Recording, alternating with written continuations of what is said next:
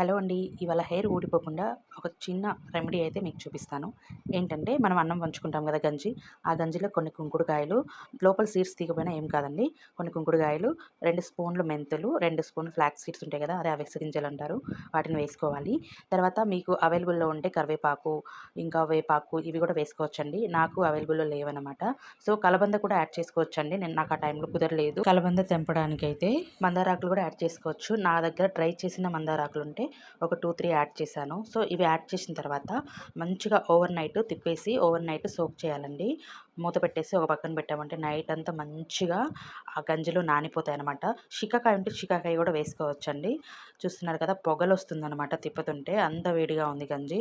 So, దాన్నైతే మూత పెట్టి పక్కన పెట్టేసి మార్నింగ్ లేచాక ఒకసారి వేడి చేసుకోవాలండి సిమ్‌లో. ఒక 5 మినిట్స్ వేడి చేసుకొని బాగా మెత్తగా పిసికితే మంచిగా వస్తుందండి దాని జ్యూస్ అయితే. సో, దాన్ని స్ట్రైన్ చేసుకొని దానిలో ఒక షాంపూ యాడ్ చేసుకొని తలస్నానం చేస్తే జుట్టు ఎంత సిల్కీగా స్మూత్‌గా ఉంటుందంటే ఎన్నో ట్రై చేస్తుంటారు. ఒకసారి ఇది కూడా ట్రై చేయండి. ఖచ్చితంగా బెస్ట్ రిజల్ట్ ఉంటుంది.